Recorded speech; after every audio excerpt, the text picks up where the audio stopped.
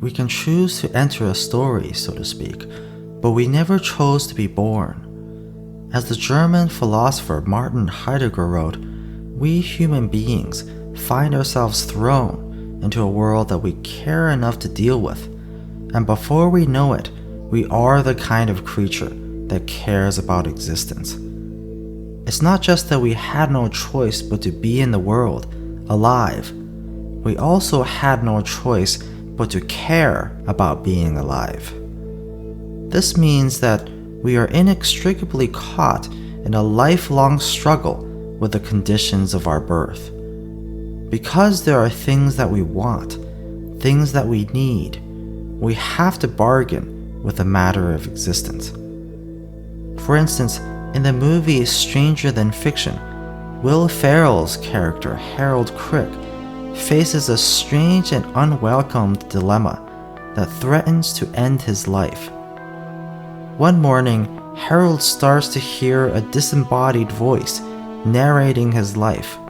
When others' minds would fantasize about their upcoming day or even try to grip onto the final moments of their dreams, Harold just counted brush strokes. All right, who just said Harold just counted brush strokes? This voice turns out to be that of a writer who, unknowingly and by some mysterious process, was in fact creating his life in real time. Whatever she types, Harold experiences. The voice then reveals, to Harold's horror, that he was soon going to face his own death. Suddenly, fiction had turned into life. Harold Crick is thrown into a story, a fate written by someone else that he himself never asked for. But regardless of his say in the matter, Harold has to contend with this fate, because he cares about his own existence by default. Harold is not a reader of his own story. He lives it, and so he is not free to choose what world and what life to engage with. By contrast, as readers or viewers of stories, we are offered a choice up front. We may set foot into the story world, or we may not. This is one of the reasons why they often serve as escapism, instead of the real conditions of life, which we never freely ask to be dealt.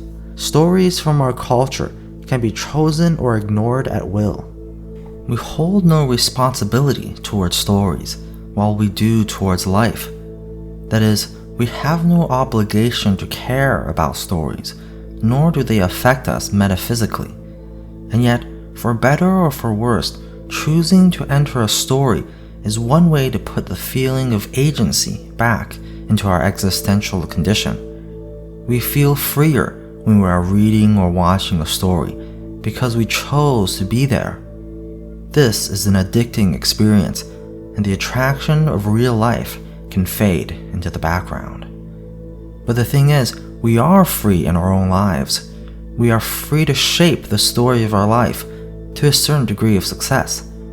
Heidegger called this projection. That is, we take a hold of possibilities and project being onto the future. This decision, the decision to act and to create the future, is what Heidegger calls freedom. In Stranger Than Fiction, for instance, Harold Crick has the chance to change his fate.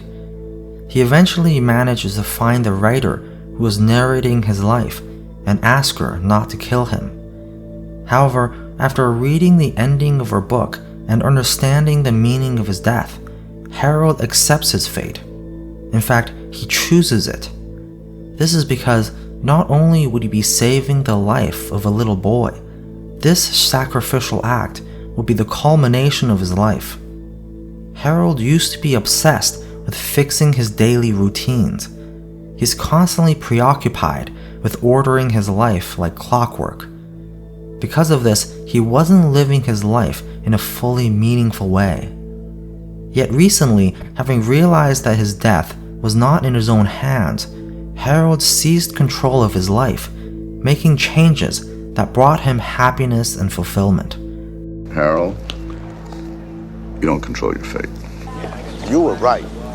This narrator might very well kill you, so I humbly suggest that you just forget all this and go live your life.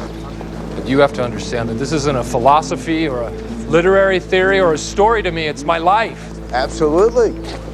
So just go make it the one you've always wanted. He found love. He started playing the guitar.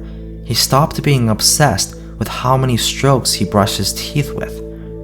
Harold's divergence from his previous order-obsessed behavior is metaphorically manifested in his watch, which is 3 minutes off the mark. Because of this, one morning he will be at the right place at the right time when a boy on his bike falls in front of a bus. Harold would be there to save him.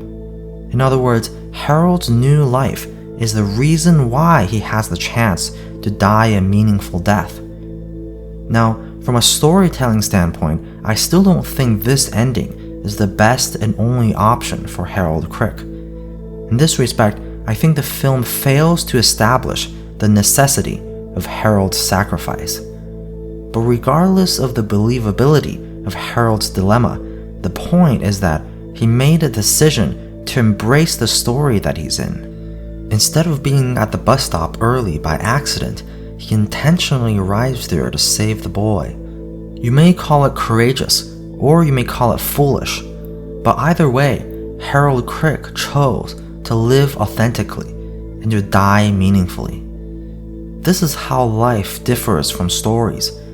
We create stories and then find ourselves immersed in them. But with life, we first find ourselves living in them, and then we choose to make a life for ourselves and for others.